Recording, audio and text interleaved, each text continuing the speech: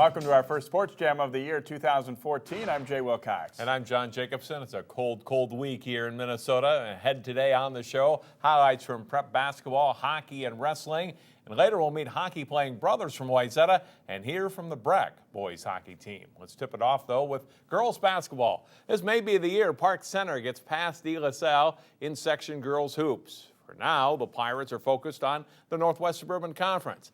The Pirates started January with a strong start at home. Park Center hosting Blaine last Friday.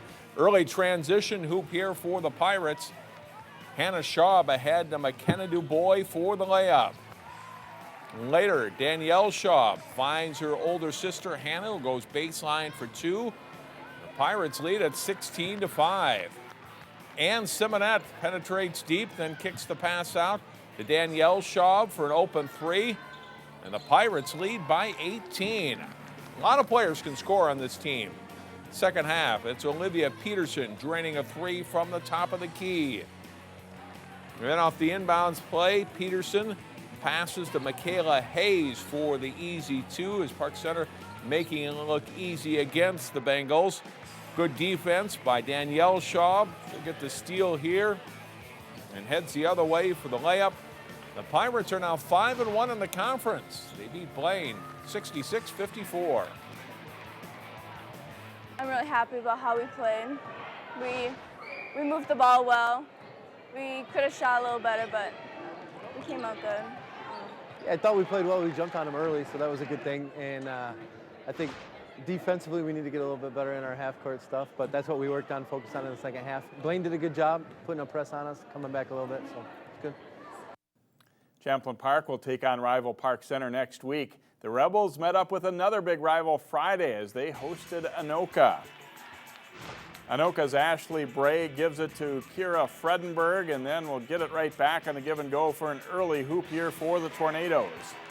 The Rebels go over the top of Anoka's defense as Allison Gerrits finds Taylor Severn for the short shot, but Champlin Park struggles against the 2-3 zone of Anoka. Quick passing for the Tornadoes leads to an open three for Claire Lundberg as Anoka goes up 18-11. Lundberg has 10 points on the night. After a long drought, the Rebels pick it up. Sydney Hilly hits back-to-back threes to pull them within 5, but they trail 33-22 at the half. On alumni night for the Rebels, Anoka spoils the fun. Samantha Brannon with the Euro step layup here on the break. It's 35-22 early in the second half. After a slow start, Lexi Alexander picks it up for Champlin Park, scoring 11 points, but they still trail it by 12. Anoka turns back every challenge. Fredenberg scores on the break as Anoka wins this one 64-49. It's been a struggle so far for a young Wayzata girls basketball team. The Trojans came into Friday night's game against St. Michael Albertville with just 2 wins on the season. Starts well for the Trojans. Lauren Houts knocks down a three for the first basket of the game. But it's pretty much all Knights from there. Erin Osseo powers into the lane and scores 2 of her game-high 15 points. Knights freshman guard Ray Johnson knocks down a three-pointer as they take an 18-5 lead on Wayzata. Kitri Zeza is wide open in the corner and drills one of her 3 three-pointers in the game for St. Michael. The Knights lead at halftime 35-9. Second half, and Bobby Brendifer, the great pass ahead to Osseo down low for 2 more. St. Michael Albertville runs away from Wayzata. 52-19 is the final. Now to boys hockey, where the Maple Grove Crimson played for the first time in a week on Saturday as they met a Rogers team riding a 3-game winning streak. Crimson playing their 5th straight non-conference game. First period and a scoring chance for the Royals, but goalie John Danielson stops both Alex Lorman and Jason Roberge. Maple Grove breaks the scoreless tie. Josh Passold gets it to Matt Vogel in front, 1-0 with under 5 minutes to play in the first. Late in the period, Sam Huff feeds Passold for the quick shot and goal after the face-off. It's 3-0 Grove after 1 period against Coach Todd Weisjohn and the Rogers Royals. Second period, it's Sam Valerius carrying the puck into the Rogers zone. His shot is stopped, but Nate Erickson buries the long rebound to make it 4-0 Crimson. Later in the second, it's Valerius taking it himself. Nice move to beat the goalie to score Maple Grove's 5th goal of the night. And the Crimson add one more in the third period. Erickson's pass off the board sparks a 2-on-1. Valerius up the wing feeds Joe Norenberg on the doorstep for the shot and goal. Maple Grove wins 6-0. Crimson take on Champlin Park this Saturday. Wayzata and Benilde St. Margaret's played for the Section 6 AA boys hockey title last season and should be strong contenders again this season. The Trojans and Red Knights meeting at Plymouth Ice Center. And it's a scoreless first period, but some good chances. Matthew Freitag off the pipe here for Wayzata, and then at the other end, Mark Caskey shooting off the goalpost, and it's a near miss for the Red Knights. Pat O'Leary and the Trojans break free in the second. Max Zimmer with a nice pass to Freitag, and his wrist shot finds the net. It's 1-0 Trojans after 2 periods. Ken Pauley's team gives up another as Chandler Lindstrand's wrist shot will deflect off Red Knights goalie Jalen Long, and it trickles in. Another look as it will slip under Long's arm. A big goal for the defenseman Lindstrand for Wayzata. That's because Benilde answers quickly. Ben Newhouse's pass to Caskey, and he takes it in on a partial breakaway. The Red Knights are within 2-1. But goalie Von Ahrens and the Wayzata D stands up to some late Benilde pressure, and they hang on for a 2-1 win. The Totino Grace boys hockey team hasn't allowed more than 4 goals in any of its first 12 games, and that's pretty good. But the Eagles have failed to score more than 3 goals themselves in any one game. That's not so good. Last week, Grace hosting State Power St. Thomas Academy. Totino Grace's Blake Vogley digs the puck out of the corner. Kai Barber gets a shot on net, and Vogley follows with a rebound goal. And it's 1-0 Eagles just over a minute in. Same score in the second period, and good passing by the Cadets. The puck ends up on the stick of Danny Wyrock, who scores, and it is a 1-1 hockey game. Less than 30 seconds later, Cristiano Versic will roof the shot from the slot. The Cadets go up 2-1. That's the score through 2 periods as well. Third period, and St. Thomas adds another. Max Schmidt with the initial shot for the Cadets. Tommy Stang gets in position to score on the rebound as St. Thomas Academy skates past Grace 3-1. The Eagles also lost to Duluth Marshall last week. After the holiday break, many high school gymnasts got back into competition last week at the big MGGOA meet sponsored by the State Gymnastics Officials Association. Host Roseville wins the competition in Division I with 147.375 points. Wayzata finishes second with a score of 139.8. Matamidi places third. In Division II meet there, White Bear Lake wins it. Irondale Spring Lake Park is second, while Park Center comes in third with a 126.9 points showing. Very good outing by the Pirates. Yeah, it definitely is a good score for Park Center, probably the highest they've had, especially at this point in the season in a while. So obviously doing some things right. Wayzata also having a good season. Trojans ranked second right now in Class AA. Next up here on Sports Jam, boys basketball highlights, plus girls hockey, wrestling, and more.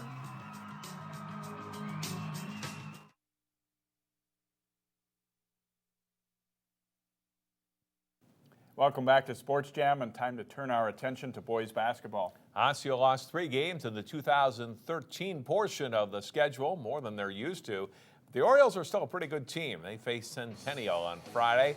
Jordan Dembley takes the rebound away from 2 Centennial players and gets the putback for Osseo for the hoop.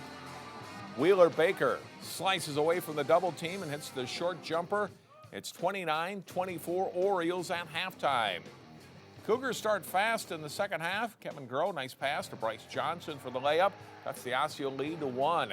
Elliott Kane's shot is short and rebounded by Centennial, but Kane steals the ball back and scores. Great effort by the Osseo junior.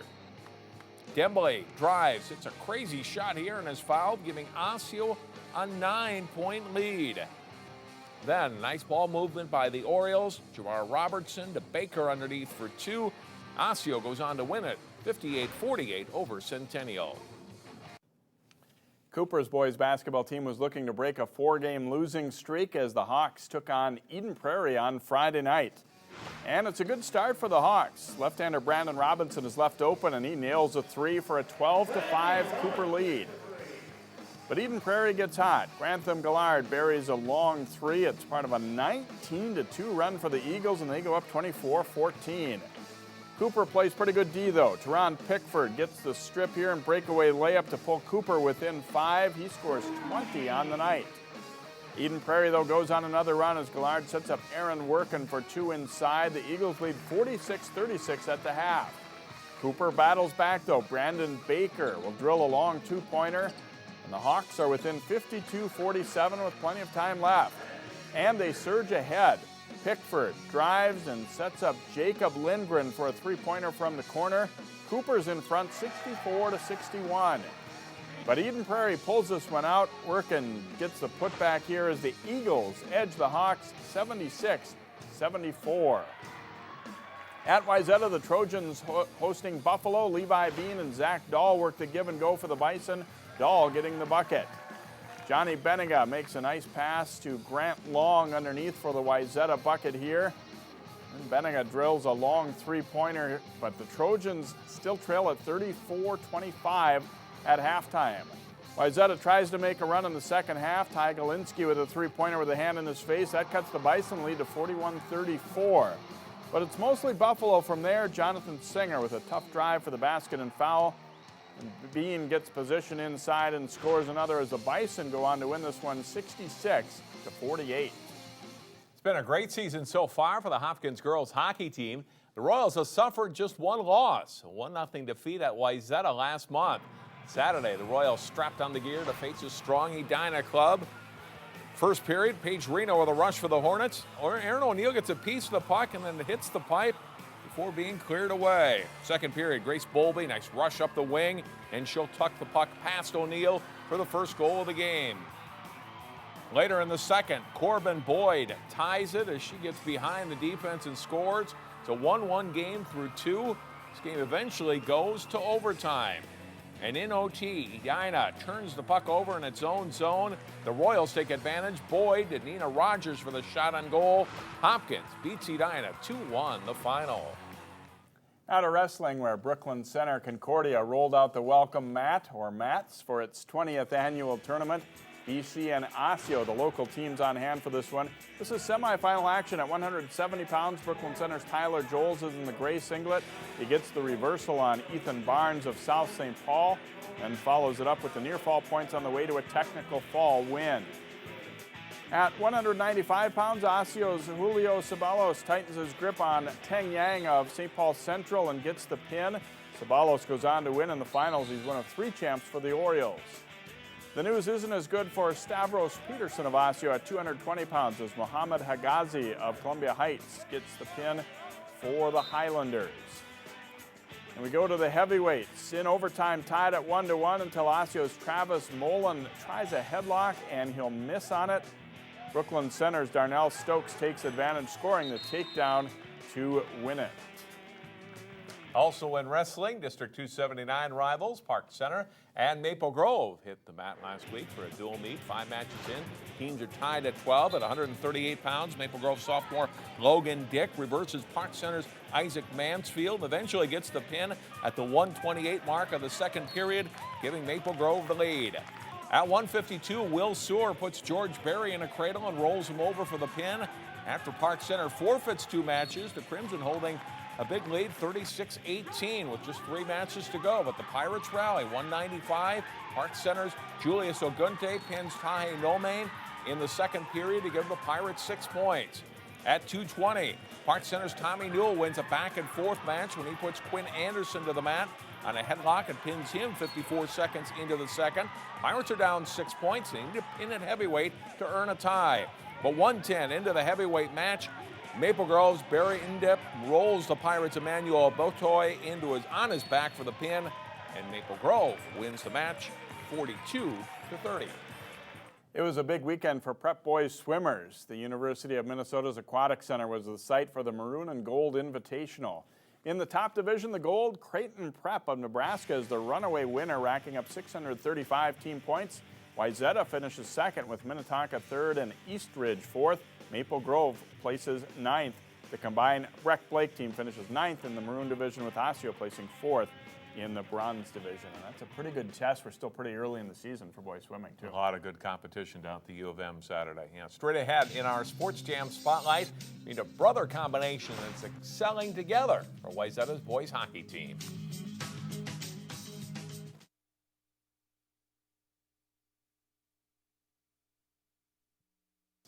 As you saw earlier in the show, the Wayzata boys hockey team edged Benilde St. Margaret's. The Trojans have a mix of talented veteran and young players this season. In this week's Sports Jam Spotlight, we meet two key contributors for the Trojans, the Sorensen brothers.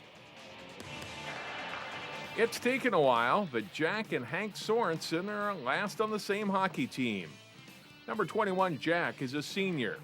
Hank, number 23, is a freshman. The 3-year age difference meant the two were always at different levels in youth hockey. But when the younger Sorensen made the Wayzata varsity team out of tryouts, the two were finally teammates.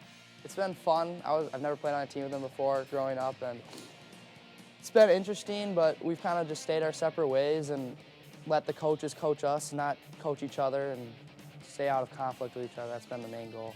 It's been really fun, not having to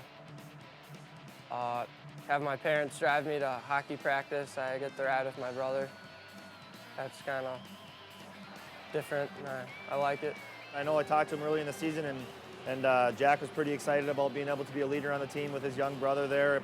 I know they're really close brothers. You see a lot of pictures of them growing up playing hockey and stuff like that. Jack is a 3-year forward for Wayzata who has netted 10 goals so far this season. Hank is a stay-at-home defenseman and plays a regular shift for Wayzata as well. They each have good skills. Jack leads the team in scoring. He's always been a top-end skater. He's got great skill, got a little bite to his game, which helps. Sees the ice extremely well. He's one of those guys that can make plays all over the ice, make guys better around him. Hank's coming into his own now. He's a freshman. He did play 2 years of Bantams, but he has that same bite to his game a little bit too. And he's a phenomenal skater, one of our best skaters. Sees the ice really well as well, and he has a good overall game. In 2013, the Trojans reached the state tournament for the first time in 9 years. It was quite an experience for Jack. Last season was probably the best year of hockey I ever played because getting to the state tournament is kind of a once-in-a-lifetime thing, and just soaking that all in, playing at the Xcel Energy Center was really cool, playing with some of my best friends. Watching from the stands, that state tournament run motivated then 8th grader Hank to work hard to make this year's varsity team. It was kind of a big role in me in my off season, trying to work hard to play on the varsity team and maybe have a shot to go to the X. Jack is part of a special group of seniors that also includes Brian Mahout, Chad Olson, Chase Heising, Alex Hemingway, and Chandler Lindstrand. They've been through a lot. A lot of them played since their sophomore year, which, in a big program, you don't see a ton of kids that play, big minutes as sophomores. So to be able to get that experience with, 6 guys that have played regular shifts for 2.5 to 3 years is really nice. And, they're just great guys in the locker room, and the majority of them lead with, by example on the ice. Our group of 6 seniors have been like really good friends since going back to elementary school. We hang out with each other outside of school. We do pretty much everything. We play pond hockey together, so we do everything together. After some early season losses, the Trojans seem to be back on track now as they prepare for a tough 8-week stretch that they hope will end in another trip to St. Paul. Coming up into the late conference schedule, we know it's going to be hard, but winning that holiday tournament, we have confidence that we can beat any team in the state. So we're looking forward to the next few weeks and heading down the stretch for our section tournament run. The third-ranked Trojans have won 7 straight games and are now 11-3 overall. Thursday, they play at number 2, Hill Murray. We'll take a break and we'll talk more boys hockey. Jay is back with the Breck Mustangs boys after this.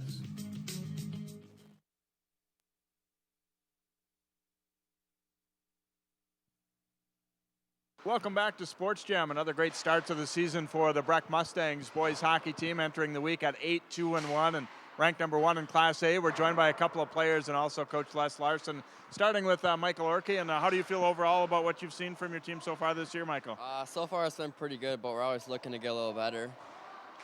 I know you guys had great competition, didn't win them all at the Schwann Cup, but does that help your team to play teams like Edina, Duluth, St. Thomas Academy like that? Yeah, absolutely. I mean, playing the better teams is always what makes you a better team. What are you guys doing well on the ice? What would you say has been, kind of the strong point of your team so far? I think we're just solid all around. We play together, play as a team, use our speed. use our brains. Got a couple of games earlier in the week, but then heading up to Moorhead. You guys kind of look forward to taking a little trip as a team, going up north and seeing what you can do against the Spuds? Yeah, it's always fun taking a trip up north, and it's always fun playing Moorhead. They're a good team. All right, Michael, thanks for joining us, and good luck the rest of the way here. Thank you. And Otto Haig, your team has been at the top of the polls in Class A. It's not really a big surprise for this Breck program, but is it a good feeling, or do you guys not really think much about it anymore? Yeah, I mean, it feels really good, obviously, to have that rank, but we try not to think about it too much. Try to take every opponent just as seriously as any other. As we said, you faced 3 really good teams at the Schwann Cup. How did you feel like your team played in those games? I felt like we played pretty well. I think there were definitely things we could have improved on, but did some things well and learned a few things as well. You guys were able to get a victory over St. Thomas Academy, a team that's kind of been at the top of the heap a little bit in Class A. Do you think them being in AA is going to open the door for some other programs like yourselves this year? Yeah, I think it will. I mean, they've always been a major contender in single A, so having them out of there frees up some other teams for sure. Thanks for joining us, Otto. Have fun the rest of the way. Yeah, thank you. And Coach Larson, you've been around this program now for a while and seen all the developments of this program. How do you like what you've seen so far this year from this group? Well, I like this group of kids. I think it's a very cohesive unit. We have a lot of seniors and then just a couple of juniors, and then we've got some good young players, and it seems like everybody's kind of on the same page and everybody's pulling for one another. How did you feel like your team responded to playing 3 good teams in a row at Schwann Cup? Well, it's a great experience for us to play the best teams in the state. I mean, we played Edina. They may be the best team in the state, although they just lost to Burnsville. Burnsville's right up there, too. And then, of course, St. Thomas Academy, they've been a nemesis of ours. We've had 1-goal games with them the last 5 years. And then, of course, we got a chance to play Duluth East, too. So that's a great experience for our kids to be able to play, those programs. You guys get a little road trip at the end of the week, and do you like getting the chance to get the kids up and see another arena and maybe be in a hostile environment a little bit too? Yeah, Moorhead's another one of those great traditional hockey programs, and a road trip is always good for the kids. I mean, we're together, for 2 whole days, and, it's coming at the right time of the season. We're coming off Christmas vacation here, so it's time to get cranked up and ready for the playoffs. All right, Les, good luck the rest of the way, and congratulations on a good start for the Mustangs again. Thanks, Jay. All right, Les Larson, the head coach of the Breck Mustangs, and coming up in the middle of the month, a great chance to see Breck on home ice. They'll be at home for 5 straight games, including some good opponents like Blake, Totino Grace, and St. Thomas Academy. We'll be back to wrap up Sports Jam for you right after this. Follow 12 Sports replays and live events on Twitter, Facebook, and live stream. Watch your favorite high school athletes performing live on your computer or mobile device. Link to us on 12.tv. Channel 12's Community Corner puts the spotlight on your corner of the northwest suburbs. We want to talk about some things happening around the city of Maple Grove. New Hope's rinks are officially open. This is the spot for the Golden Valley Rotary Club. The City Council worked really hard not to have a tax increase. You can instantly upgrade your wardrobe with a few simple accessories. We're in Golden Valley today doing a little recycling. Rediscover your corner of the northwest suburbs every day on Channel 12's Community Corner. Our game of the week is a Northwest Suburban Conference boys hockey matchup as Maple Grove hosts Champlin Park. The game is Saturday night at 8 o'clock at Maple Grove Community Center. Watch it live on Channel 12 and on the web at 12.tv. That will do it for this week's show, and time to stay warm out there. Yeah, really tough. Hopefully teams will be able to get some practices and games in after the Arctic blast departs. Obviously some scheduling changes Tuesday. Thanks for watching Sports Jam, and we will see you again next week.